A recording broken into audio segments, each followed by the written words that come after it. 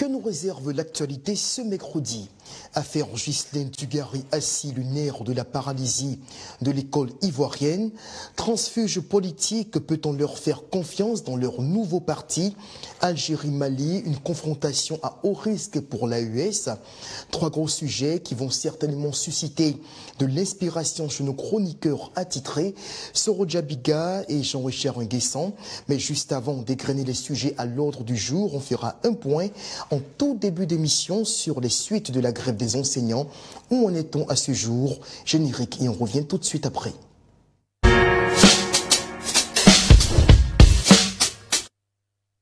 Alors, ce mercredi 9 avril a eu lieu au plateau donc à Abidjan une rencontre entre les syndicats grévistes et les ministres de l'Éducation et de la fonction publique.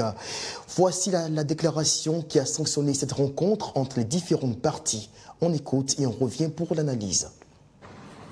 Le mercredi 9 avril 2025, sur instruction du Premier ministre, chef du gouvernement, ministre des Sports et du cadre de vie, s'est tenue une rencontre présidée par Madame le ministre d'État, ministre de la fonction publique et de la modernisation de l'administration, Anne Désiré Pouloto, en présence du ministre de l'Éducation nationale et de l'alphabétisation, professeur Marietou Kone, du ministre de la promotion de la jeunesse,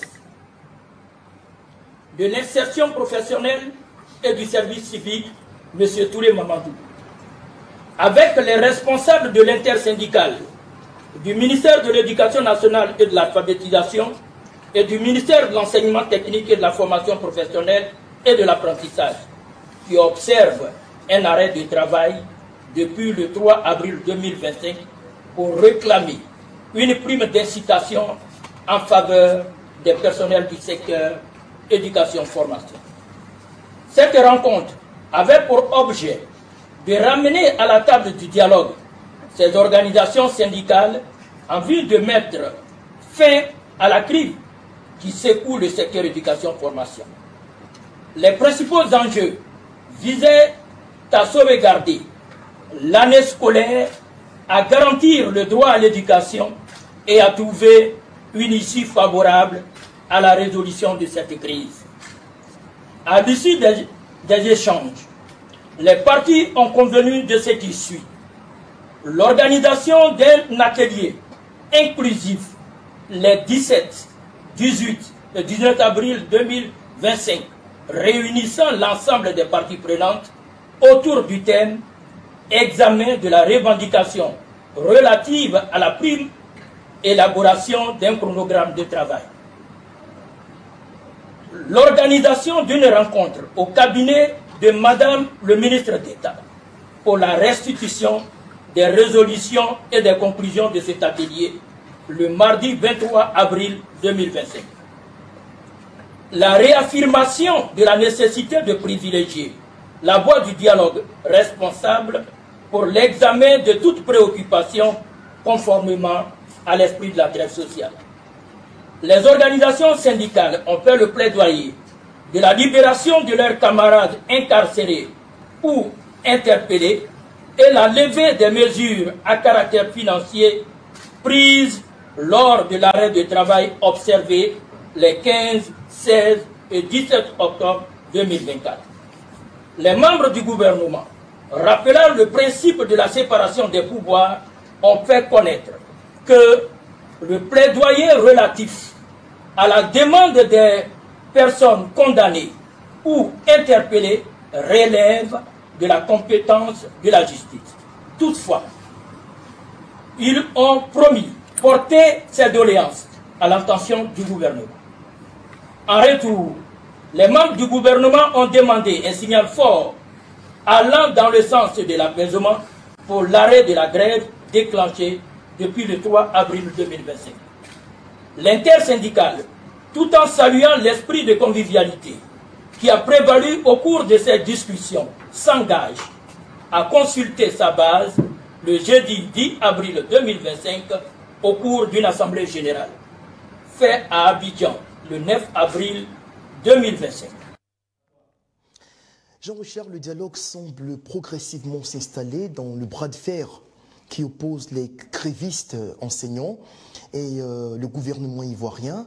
Aujourd'hui, la rencontre semble avoir dégagé des pistes de solutionnement prometteuses.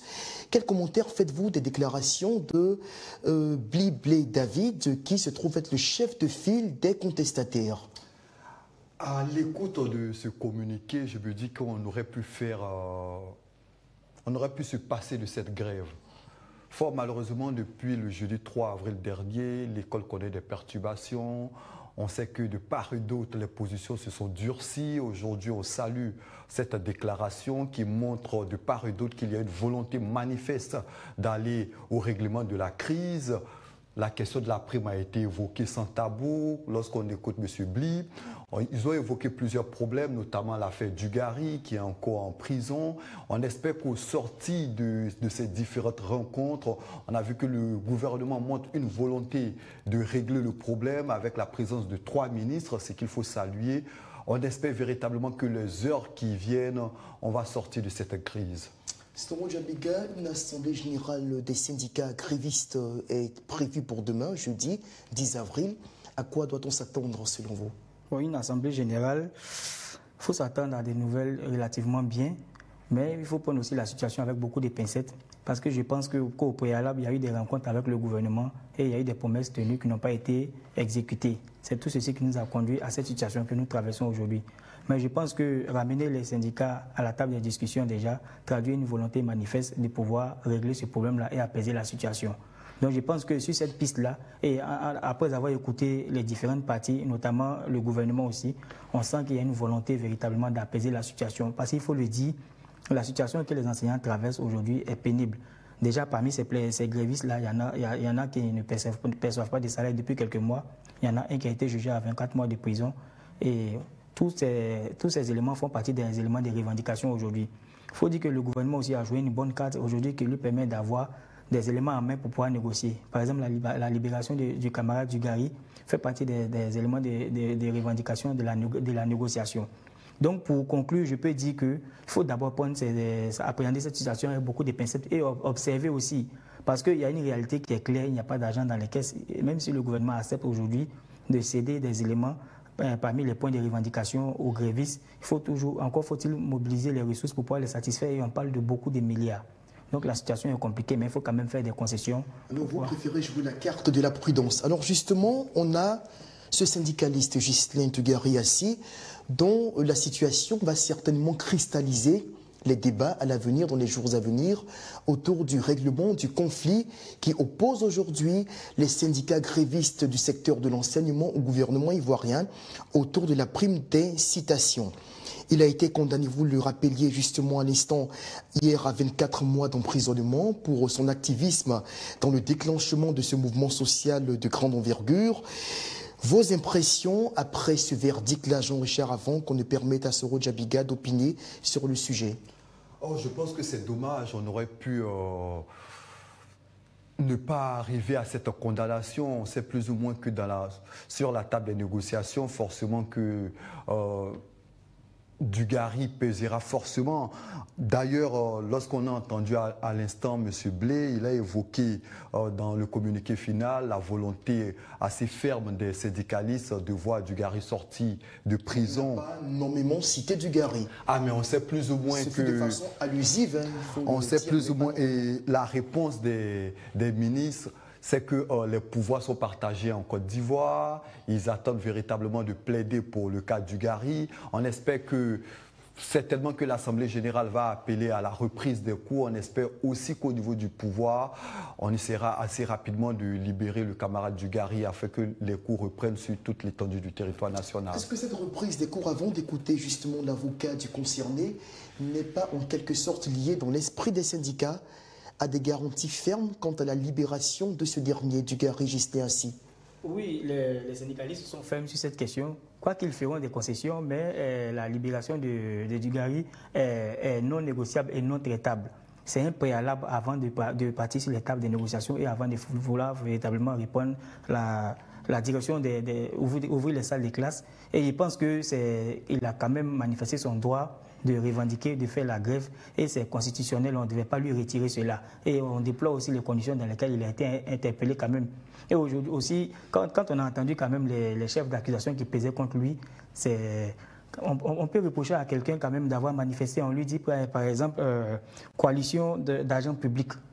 Et on lui reproche aussi entrave au fonctionnement du service public. Il faut le dire clairement. Il faut pouvoir expliquer cela pour que le commun des mortels puisse comprendre. Est-ce qu'il est interdit aujourd'hui en Côte d'Ivoire de gréver et de manifester? Il a été arrêté à la veille de la première journée de la grève.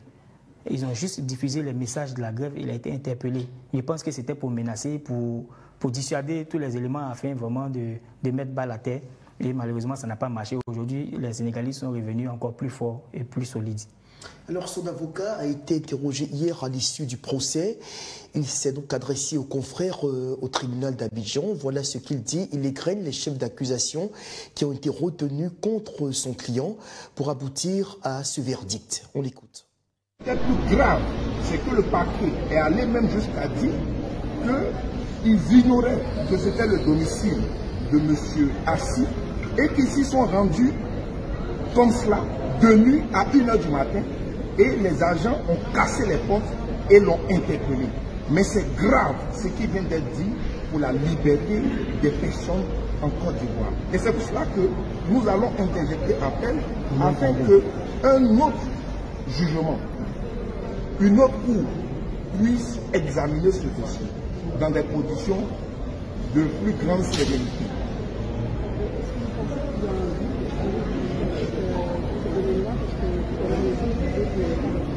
Est fondé en Côte d'Ivoire dans la Constitution et son exercice ne se fait pas en dehors des heures de travail, ça se fait pendant les horaires de travail.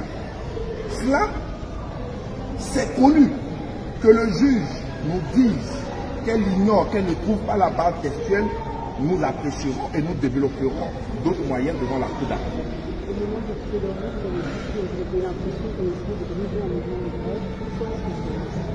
Mais à la vérité, il est poursuivi pour coalition d'agents publics. Vous avez bien pu noter qu'il était seul. Et même quand les membres du directoire ont été arrêtés, ils ont été relâchés. Mais quels sont les faits reprochés à M. Assi? Simplement d'avoir véhiculé le message comme quoi il y aura une grève le 3 et le 4 avril. Mais il a fait en tant que chargé de communication du MEDD. Donc il était dans sa mission. Qu'on nous dise que ça n'a rien à voir avec le droit de grève, mais qu'il a commis une faute en dehors du droit de grève par la diffusion de vidéos, on leur a demandé de nous rapporter simplement ces vidéos pour qu'on puisse en débattre. Vous avez vu on ne nous a pas apporté de vidéos. On a demandé les preuves de l'obstruction qu'il aurait faite dans les écoles. On ne nous a pas apporté de preuves. Finalement, on nous sort comme dans un chapeau qu'on a fouillé, on n'a pas trouvé le test qui permet à un syndicat, aux heures de travail, de se promener et de rencontrer ses syndiqués. Mais la juridiction également a oublié de dire comment le droit syndical, selon elle, doit s'appliquer, puisque ça ne s'applique pas également en dehors des heures de travail. Donc pour nous, nous sommes tristes face à cette décision, mais après avoir échangé avec M. Assi, nous allons immédiatement interjeter appel de cette décision. Est-ce que, Jean-Richard, à partir de l'évolution des choses aujourd'hui, avec ce rapprochement qui tente à se dessiner entre les syndicats grévistes et le gouvernement, l'on peut s'attendre, pourquoi pas, à ce que le cas du Gari soit réglé peut-être à partir d'une décision politique ou sur incitation gouvernementale? On l'espère véritablement parce qu'au-delà du fond et de la forme, moi j'espère la sortie de Dugarry. Parce qu'on sait que depuis les années 90, l'école ivoirienne connaît plusieurs remous. On sait qu'il y a la vétusté des infrastructures, l'insuffisance à bien de niveau. Et aujourd'hui, cette crise-là n'honore véritablement pas la Côte d'Ivoire quand on sait qu'on a quelques semaines des examens à grand tirage. Et cette situation-là ajoute à la tension sociopolitique au niveau de la Côte d'Ivoire. On gagnerait à vite évacuer ce problème, à vite régler le problème des enseignants. C'est vrai que Soro le disait à l'instant, est-ce qu'au niveau de l'État de Côte d'Ivoire, on a les capacités pour donner véritablement aux enseignants ce qu'ils demandent? Je ne crois pas, mais l'État gagnerait à discuter véritablement avec les enseignants, mettre carte sur table et essayer, pourquoi pas, de faire comprendre aux enseignants que la Côte d'Ivoire n'est pas en mesure maintenant de leur octroyer des primes et que cela se fera certainement. Et puis on aura une situation assez paisible au niveau de nos établissements. Soro Djabiga, j'ai envie de vous demander si vous partagez l'optimisme de Jean-Richard quant à la possibilité du dénouement du cas du Gari par la négociation ou par des concessions politiques au niveau du gouvernement. Moi, c'est mon avis. Derrière ces négociations-là, on a un gouvernement aujourd'hui qui n'a plus le choix. Un gouvernement qui a tenté le forcing et ça n'a pas marché. Aujourd'hui, ceux qui ont véritablement les manettes à main, ce sont les syndicalistes. Le gouvernement a tenté de les intimider. Aujourd'hui, on a vu ce que ça a donné. Donc, je pense que la libération des... On devait plutôt s'interroger sur est-ce que les syndicalistes auront gain de cause? Est-ce qu'ils pourront être satisfaits? Sinon, pour ma part, la libération de Dugari n'est vraiment pas un grand... Elle est non conditionnelle. Voilà, elle est non conditionnelle. Ce n'est pas un grand problème. D'autant qu'il a manifesté, c'est son droit. C'est un droit universel. Voilà. Mais je pense que ce qui est important aujourd'hui à débattre, ce sont les éléments de la grève. Demander une prime d'incitation, c'est une prime humanitaire quand on connaît la situation des enseignants. Mais je vais au-delà de la libération du Gari. Je pense que pour ma part, que c'est un acquis. Parce que j'ai senti la volonté aujourd'hui au niveau des différents ministres, la ministre Anne Loto et la ministre Maria Toukoune, ça s'est vu, ça s'est lu dans leur manière de réagir, qu'elles veulent aller vraiment à l'apaisement. Et aller à l'apaisement, ce n'est pas laisser un enseignant en prison pendant que ses élèves manquent d'enseignement. Voilà, donc je pense que sa libération est imminente et c'est déjà un acquis. Mais je reviens là-dessus. Pour conclure justement sur le sujet, vous pensez quand même que la sentence de 2 ans d'emprisonnement, c'est assez sévère? Oui, je pense quand même qu'elle est sévère. Pour quelqu'un qui n'a pas cassé, qui n'a rien détruit, qui n'a pas d'arme à la main, on allait le prendre chez lui à la maison en dehors des heures de travail dans des conditions controversées. Je pense que humiliante, ouais. Je pense que c'est un peu sévère. Je suis convaincu que le gouvernement va rattraper le coup.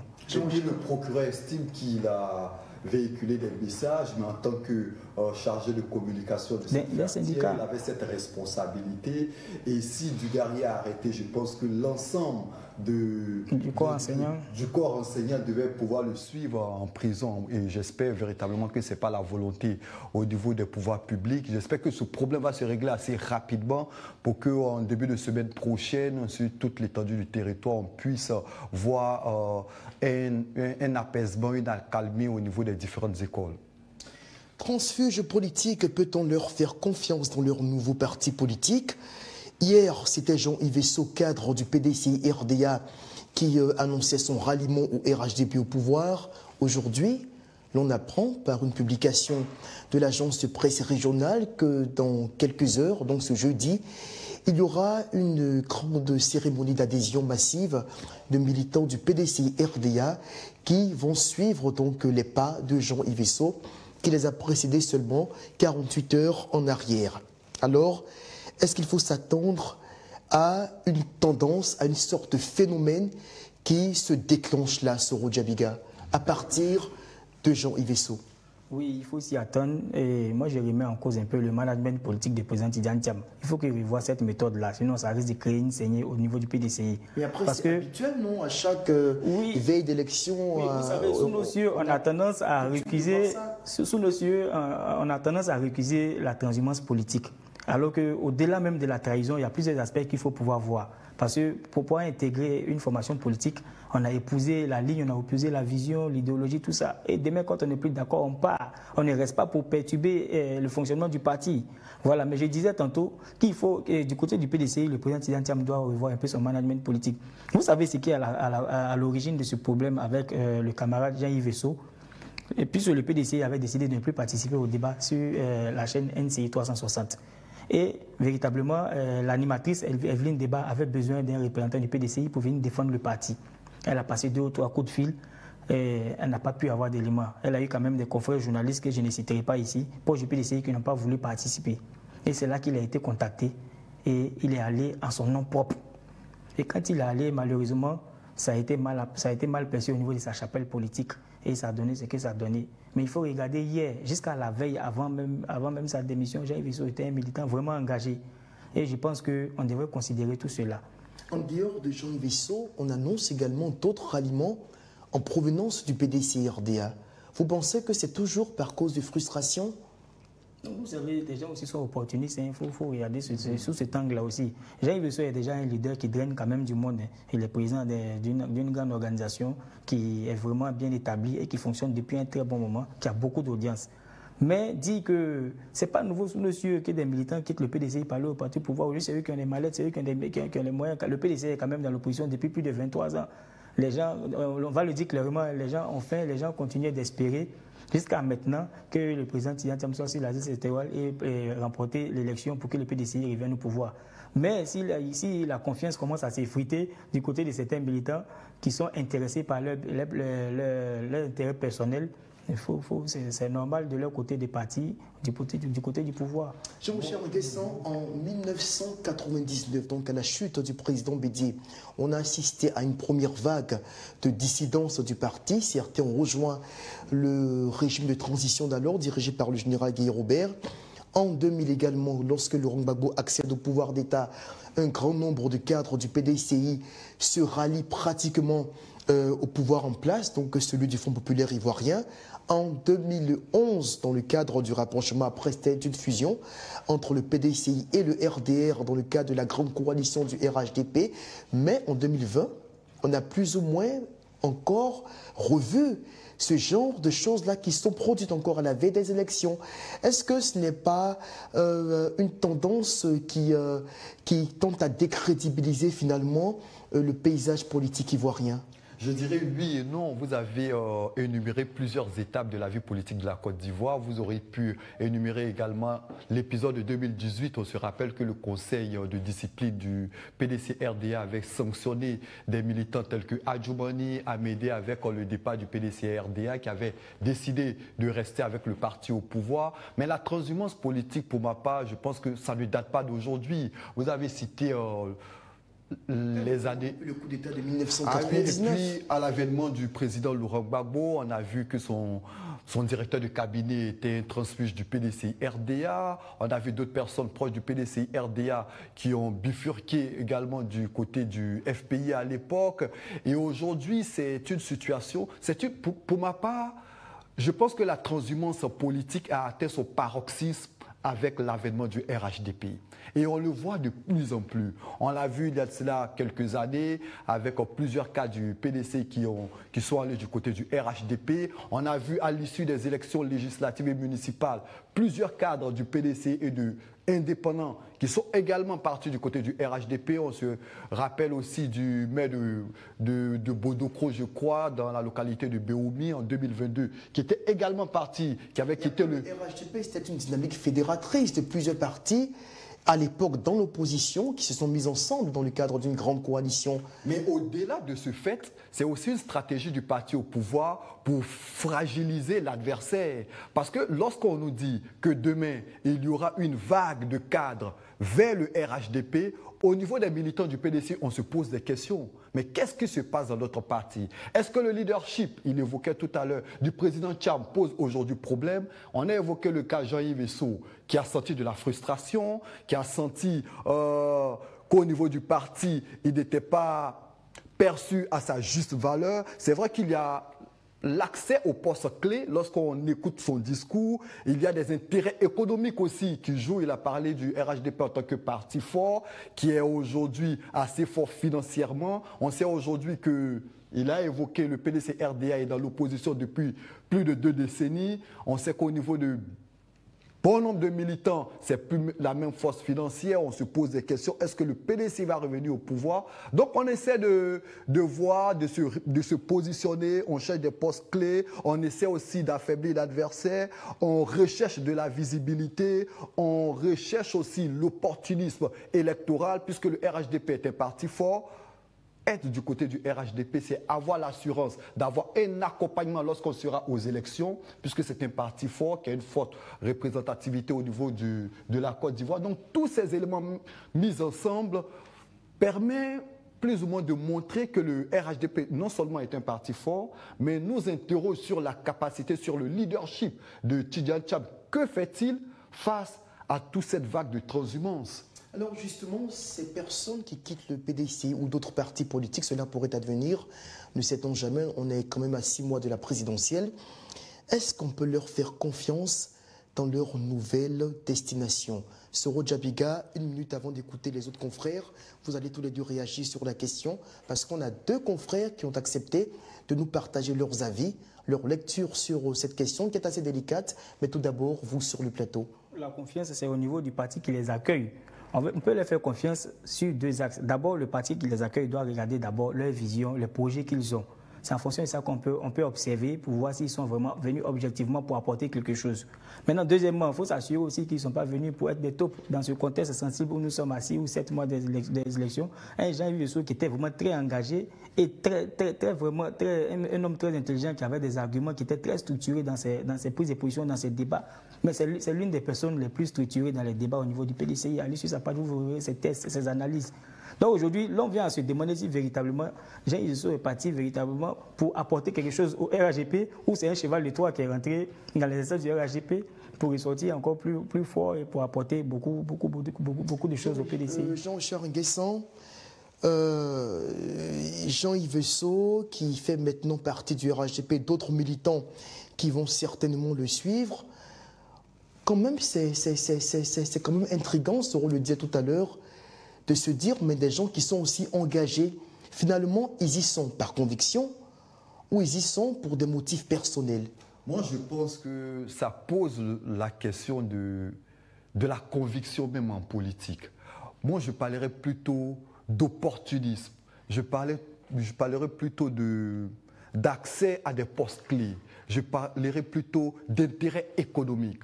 On sait aujourd'hui que le RHDP est un pouvoir fort, aussi bien politiquement, socialement que financièrement. Et lorsqu'on regarde du côté du RHDP, il se dit qu'il y a des postes clés à prendre. On se rappelle de Kone Tefou qui était très virulent envers le RHDP. Qui est issu du mouvement Génération Peuple Solidaire de Guillaume Soro. On a été surpris de son départ de GPS pour le RHDP, on est surpris également du départ de Jean-Yves Lesso. Ça relève de la conviction, de la fidélité en politique, et puis ça interroge également sur la morale même en politique. Alors voilà ce qu'en disent nos 2 confrères qu'on a interrogés. Tout d'abord Pierre Kwame et David Bedia, qui sont tous les 2 journalistes. Ils ont donné leurs avis, ce qu'ils pensent de ces transhumances auxquelles on assiste à 6 mois du scrutin présidentiel. On les écoute et bien entendu après, on aura quelques commentaires à faire sur leurs différentes déclarations. Déjà, ce qu'il faut savoir, c'est que on appartient à un parti politique en règle générale par conviction. Puisque ici, les questions d'idéologie. Nos partis politiques sont généralement guidés par des idéologies. Donc, on adhère à ces partis par conviction. Ensuite, il y a l'ambition et la vision. Au fur et à mesure qu'on évolue, on peut avoir d'autres ambitions, on peut avoir d'autres visions, ou peut-être l'idéologie qui caractérisait notre parti ne nous convient plus. Dans ce cas, on essaie d'aller ailleurs, voir là où notre compétence peut être retenue et reconnue, là où nous pouvons réaliser notre ambition. Donc la transhumance politique fait partie de la vie de tous les jours dans chaque pays. C'est vrai que du côté de l'Occident, c'est difficile de voir les transhumants, mais en Afrique, c'est courant. C'est courant, surtout que généralement, le parti au pouvoir est très fort. Nous sommes dans des régimes hyper présidentialistes. Donc le parti au pouvoir, le parti au pouvoir a beaucoup plus de moyens, fait la pluie et le beau temps.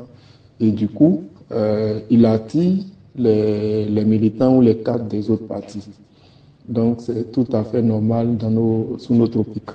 Après, pour ce qui est de la confiance, tout dépend de l'implication du transfuge. Si le transfuge montre des signes des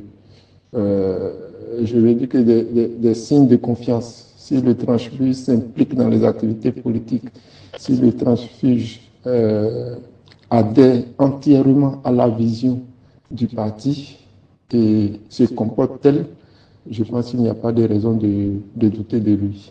Mais après, si ce transfuge-là reste apathique, indolent, a du mal à se distinguer ou à se démarquer des autres militants, alors, ou bien qu'il fait le jeu de l'adversaire, c'est sûr qu'on n'aura pas confiance en lui.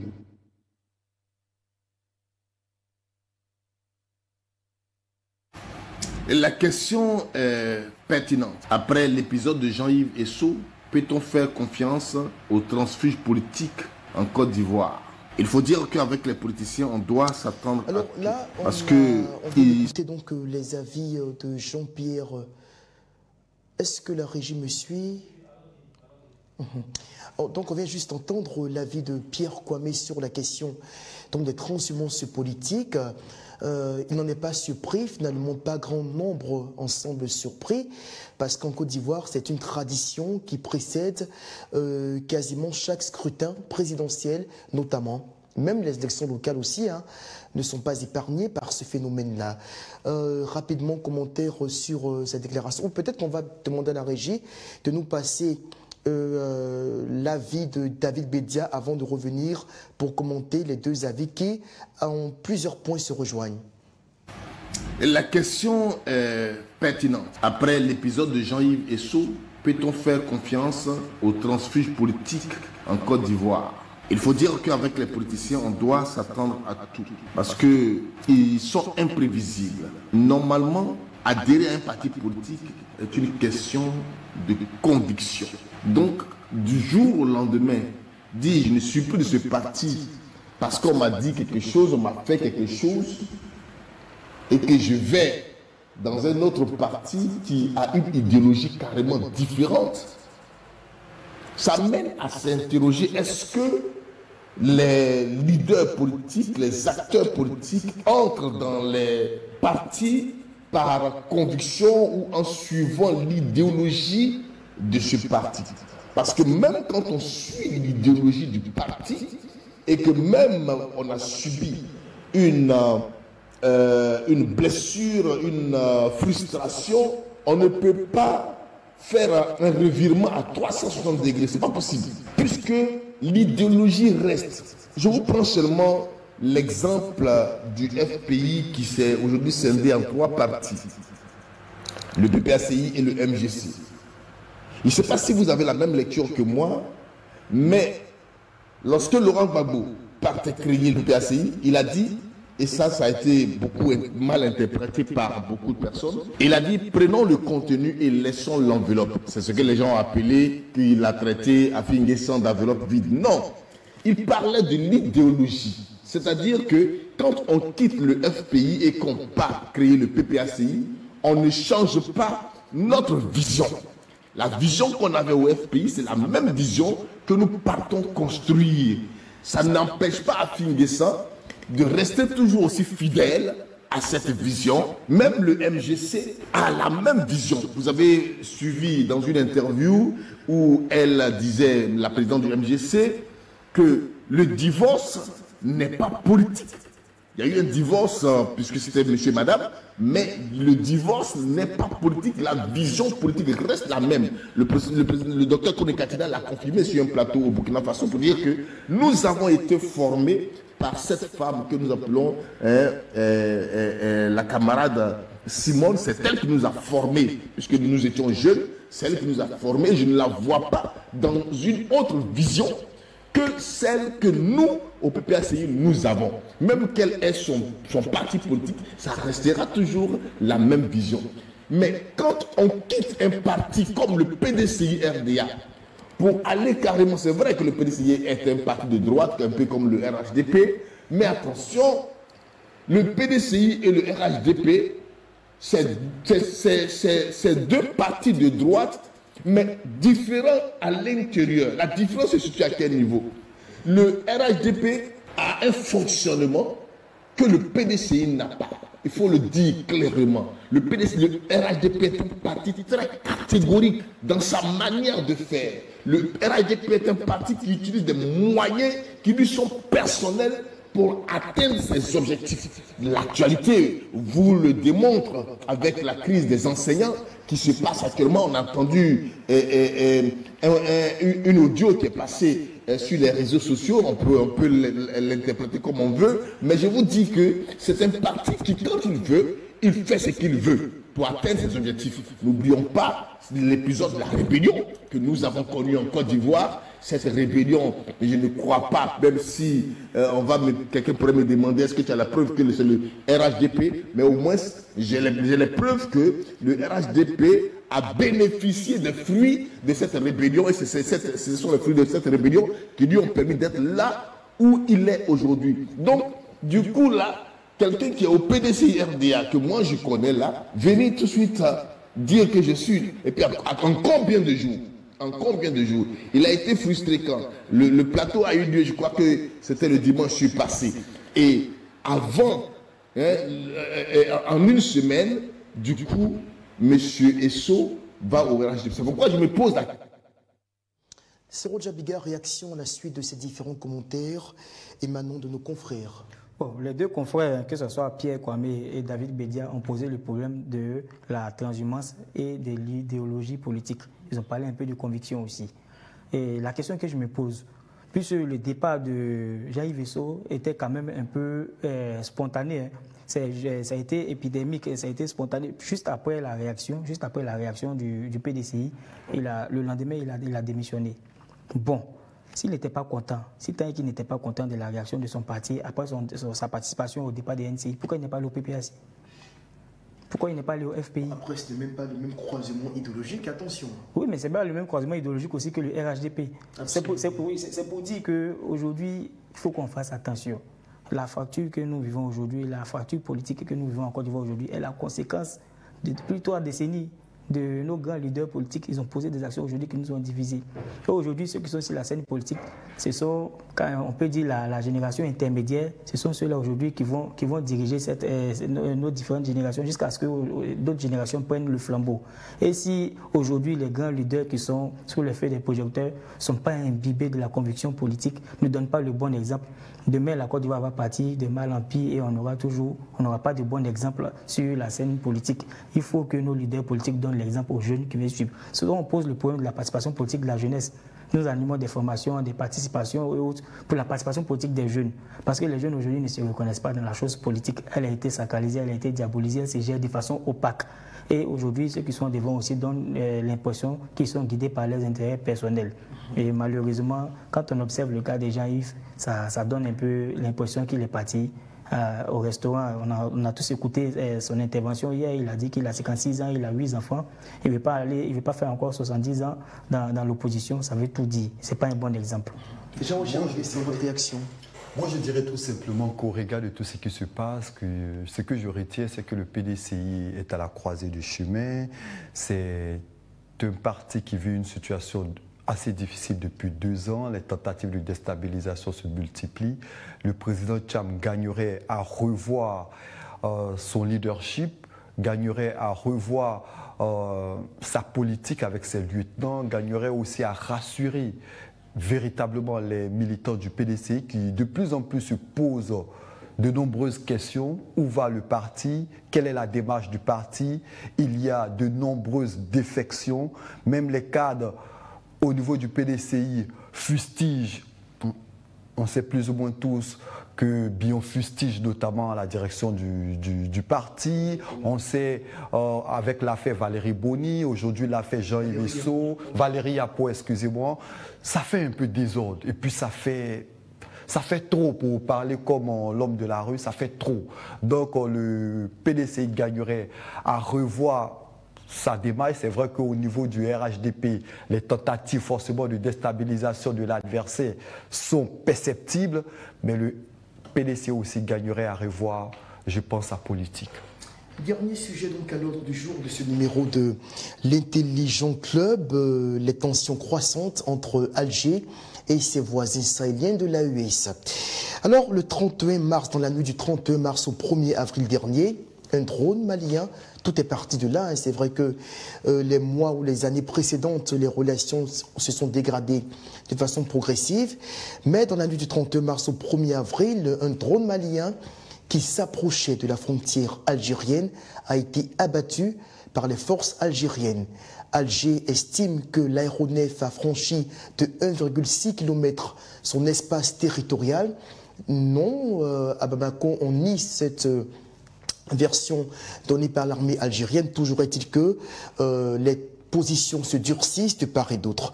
Alors, Soro Djabiga, l'AES aujourd'hui qui est en confrontation, qui est en conflit avec la Côte d'Ivoire, avec la CEDEAO de façon plus générale, hormis quelques pays comme le Togo ou encore le Ghana depuis l'avènement de John Mahama, et à un degré moindre le Sénégal, l'AES qui est en conflit avec l'Union européenne, qui mène un bras de fer également quasiment avec l'Union africaine. À cette allure, s'il faut y rajouter l'Algérie qui est un voisin stratégique, où est-ce que va cette organisation? Non, moi je ne présenterai pas ce tableau comme ça, comme l'AES est en conflit avec tout le monde autour de lui. Non, l'AES revendique aujourd'hui un certain nombre de choses qu'on ne lui reconnaît pas. Et aujourd'hui, le conflit qui oppose directement l'AES à l'Algérie, c'est d'abord le Mali qui est confronté à l'Algérie. Mais en vertu des accords de défense qui lient ces trois pays-là, le Burkina et le Niger se sont associés aussi au Mali pour pouvoir mener les mêmes actions, notamment le retrait de leurs différents ambassadeurs. Mais je ne présenterai pas l'AES comme une organisation qui a été créée pour faire la bagarre à tout le monde. C'est un fait, l'AES qui se retire de la CEDEAO, l'AES qui conteste l'autorité de l'Union africaine, l'AES pourtant qui refuse de sortir de la zone UEMOA. Enfin, ce n'est pas le débat d'aujourd'hui, mais je veux dire une organisation qui semble être en conflit avec tous ceux qui n'épousent pas sa vision des choses. Oui, moi je vois plutôt une organisation, une AES qui veut rompre avec tout ce que ces trois pays-là ont subi depuis plus de 10 ans. Donc quand on parle de rupture, je suis d'accord avec le terme rupture, mais l'AES veut rompre aujourd'hui avec la CEDEAO qui ne dit rien quand ces pays-là souffrent, quand ces pays sont attaqués au plan militaire, au plan politique. Je le rappelle, c'est très important quand même, la CEDEAO, dès le déclenchement du conflit au Mali, a dépêché une force militaire pour soutenir l'armée malienne dans la lutte contre les groupes djihadistes. Oui. Et ce n'est qu'avec l'avènement du régime putschiste de Assimi Goïta que ces derniers, ces juntards-là ont donc demandé à la CEDEAO de se retirer. On a même eu des soldats ivoiriens qui sont morts pour le Mali, tout comme au Burkina Faso, tout comme au Niger. On ne peut pas dire quand même que la CEDEAO est restée inerte face à ce qui se passe dans les pays de l'AES. Oui, la situation a escaladé. Tout ne s'est pas fait de façon spontanée. Dès les prises de fonction, l'AES n'existait pas encore. Le Mali, le Burkina et progressivement avec le Niger tout récemment n'étaient pas forcément opposés à la CEDEAO. C'est après plusieurs sanctions qui ont été prononcées contre eux, après des situations qu'ils ont pu vivre, que ces pays-là ont décidé de se retirer. Pour revenir ici un peu sur ce qui se passe avec l'Algérie, ces deux pays sont opposés par leur version. Et selon le gouvernement malien, effectivement le drone survolait son territoire, mais n'avait pas encore franchi la limite, la frontière. Il faut reconnaître quand même que ces deux pays ont mené beaucoup de choses ensemble. Ils appartiennent à beaucoup d'organisations qu'ils dirigent ensemble en vue de sécuriser leur territoire et de lutter contre le terrorisme ensemble. Le drone n'avait pas franchi le territoire, n'avait pas encore franchi la limite algérienne. Et selon certaines informations que nous avons pu recueillir, le drone effectivement survolait le territoire malien pour pouvoir bombarder des positions des terroristes, des chefs terroristes qui étaient en réunion. Et voilà pourquoi les Maliens accusent directement l'Algérie de protéger ces groupes terroristes-là, qui sont majoritairement des Touaregs. Parce qu'il ne faut pas présenter... Les Touaregs, il faut quand même... Justement, c'est ce que je m'apprêtais à dire, justement. Voilà, faut nuancer. Voilà, faut nuancer. Ils sont majoritairement musulmans. La plupart d'entre eux aussi appartiennent au groupe djihadiste, d'autres aussi appartiennent au groupe séparatiste. Il faut reconnaître aussi cela. Voilà. Je vais dire vers la frontière, c'est plutôt des séparatistes qui y sont installés. Alors, Jean-Richard Nguessan, l'Algérie est la 26e puissance militaire mondiale. Et la 2e sur le plan africain. Quand on sait ce que valent les pays de l'AES, avec tout le respect qu'on leur doit, quand on sait également que ces pays-là sont amputés dans, dans le contrôle déjà de leur territoire, on s'imagine très difficilement comment est-ce que, même unis à trois, ils pourraient oser provoquer, aller à la confrontation à un certain niveau avec Alger. Avant de répondre à votre question, moi, l'observation que j'ai, c'est que les présidents qui composent l'AES sont des spécialistes non seulement de la diversion. Des présidents. Il faut relativiser les termes, ce sont des putschistes. Allez-y. Bon, les différents chefs d'État qui composent les différents pouvoirs, que ce soit au Mali, au Niger ou encore au Burkina, sont des spécialistes dans le dilatoire et dans la diversion. Et je pense que cette situation-là se présente comme du pain béni, non seulement pour Bamako, pour Ouaga ou encore pour Niamey. Vous savez, toute situation qui peut renforcer l'unité nationale, en griffe ou encore la propagande est du pain béni. Lorsque ces différents pouvoirs où ces différents putschistes arrivaient, ce qu'ils vendaient ou ce qu'ils présentaient, c'était non seulement d'apporter la sécurité au peuple, la bonne gouvernance, mais force est de constater, malheureusement, qu'après 2, 3, voire 4 ans d'exercice du pouvoir, on observe quel type de sécurité, non seulement dans le nord du Mali, dans le nord du Burkina ou encore au Niger.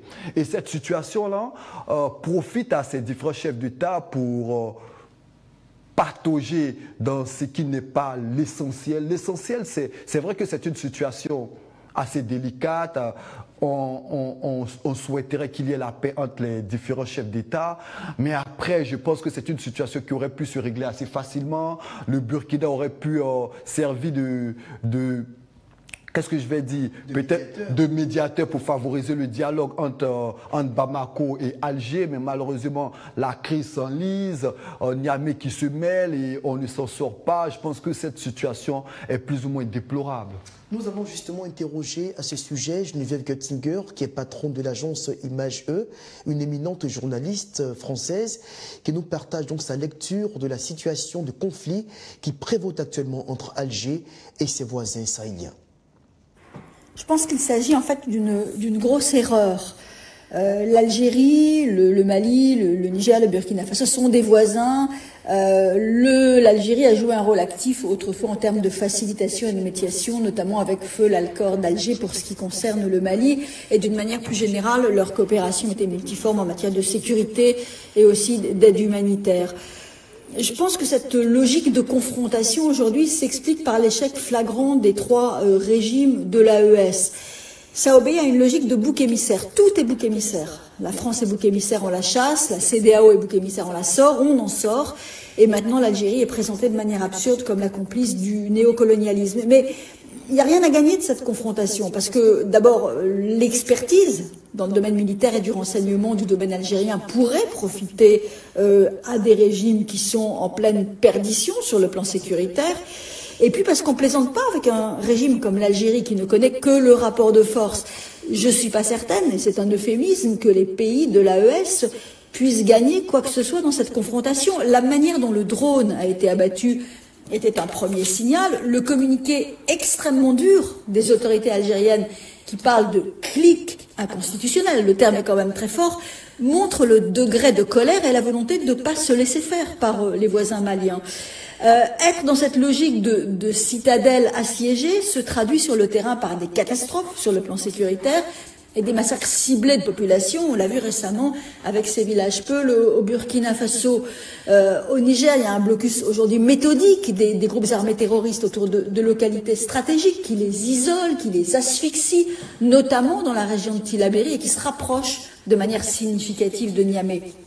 En fait, c'est cet échec que les régimes putschistes de Bamako, de Niamey, de Ouaga essaient de dissimuler à leur population en trouvant un nouveau bouc émissaire, mais je suis persuadée que sur le long terme, ça ne peut pas durer très longtemps. La propagande de l'AES sur une forme conjointe de 5000 hommes, eh bien, elle ne tient pas très longtemps devant les faits.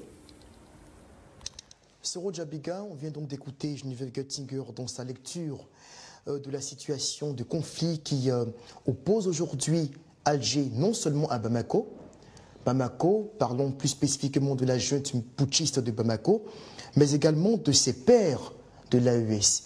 Elle se rapproche de la position de Jean Richard. Elle semble croire également que les juntes putschistes sont dans une logique de diversion, dans le dilatoire, accuser tout le monde sans jamais se remettre en cause. Votre avis là-dessus, votre réaction à la suite de ces propos? L'État malien a quand même un drone, un appareil qui a été détruit. Donc, vous comprenez pas. 1,6 km des frontières algériennes selon Alger. Oui, sur son territoire. Non, sur le territoire algérien non, selon Alger. Oui, selon Alger. Selon les avis divergent. Les avis divergent. Et elle a dit quelque chose que je retiens, et il faut prendre ça en compte. Elle a dit que l'État algérien ne comprend que le langage de la force. Effectivement, il est de notoriété publique que l'Algérie ne se laisse pas dominer, même devant les puissances comme la France. Donc, tout comme monsieur de l'AES. Oui, je m'apprêtais à le dire. L'AES ne va pas se laisser intimider devant l'Algérie aussi. Ce que je veux dire, c'est que vous avez, face à la Côte d'Ivoire, l'AES, excusez-moi du terme, mais fait le gros dos. Face à la France, on peut faire le gros dos, parce qu'on sait qu'on a affaire à des gens qui ont la culture du dialogue, oui. Mais face à l'Algérie, ça risque de faire très mal. Oui, et c'est dangereux pour nous, pour les voisins aussi, les voisins immédiats. Par insolence. Oui, mais pour les voisins immédiats aussi, nous faisons frontière directement avec ces pays-là. Et en géopolitique, il ne faut pas regarder que l'AES, vous regardez qui l'AES a derrière toi. Il y a la question spécifique qu'on se pose toujours en géopolitique en cas de conflit. Qui est derrière toi, qui te parraine? L'AES aujourd'hui a un gros morceau qui est derrière lui. On a tendance à le dire, la Russie ne développe pas des pays, la Russie n'apporte rien. Mais au plan militaire, la Russie fournit des éléments, la Russie fournit la formation et la stratégie. Et aujourd'hui, moi, je crains que ce conflit en aboutisse à une guerre ouverte entre ces deux pays et ça va se généraliser comme ce qu'on a pu voir en Ukraine. Objectivement, Jean-Cher Nguessan, on sait depuis près de 4 ans déjà que la Russie est aux côtés des juntards maliens et depuis plus de 2 ans des juntards et des putschistes burkinabés, mais c'est de la vérité. Ce sont les termes qui sont là qu'il faut employer. Burkinabés et nigériens. On le sait, c'est une évidence. C'est une évidence. Alors, objectivement, on suit tout ça. On s'attendait plus ou moins, peut-être qu'on aurait peut-être accordé du crédit à la thèse d'une résilience militaire de ces putschistes-là, si enfin, puisque le Mali n'est pas représenté par ces gens-là. Mais je veux dire que si jamais il y avait du résultat, j'en viens du résultat de façon illégale et illicite, de façon illégale, ce que je veux dire, c'est qu'il n'y a pas de résultat concret sur le terrain. Dans la lutte contre les djihadistes, aujourd'hui, le Burkina Faso, par exemple, en 2 ans, de pouvoir de M. Ibrahim Traoré, il a fait plus de victimes dans sa gouvernance que les 7 années de conflits qui l'ont précédé. Très rapidement, on me signale que notre temps est imparti. Très rapidement, dites-nous, Jean-Richard, est-ce que ces régimes-là, qui ne peuvent même pas contrecarrer les velléités expansionnistes des groupes djihadistes qui sont en leur sein et qui gagnent du terrain chaque jour un peu plus, vous les voyez objectivement se mesurer à une puissance comme l'Algérie? Non, je ne crois pas, je ne crois pas. Moi, je suis un fervent partisan du dialogue.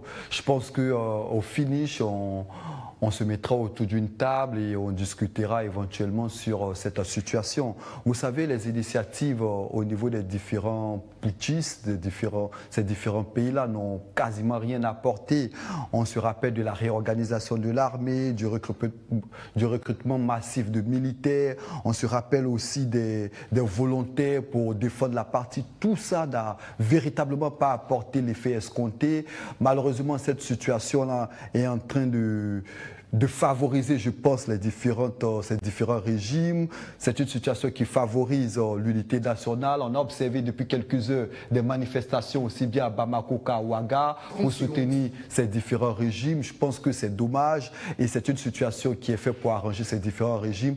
Tant que ça peut apporter de la diversion et du dilatoire, c'est bon à prendre pour ces différents régimes. C'est ce qu'on vit malheureusement depuis plus de 4 ans. Merci à vous d'avoir été là. Merci à vous également de nous avoir suivis pour ce numéro de l'Intelligent Club sur l'Intelligent TV. On va se dire au revoir comme d'habitude et on se retrouve demain comme chaque soir à partir de 19h45 précise sur nos antennes. Au revoir.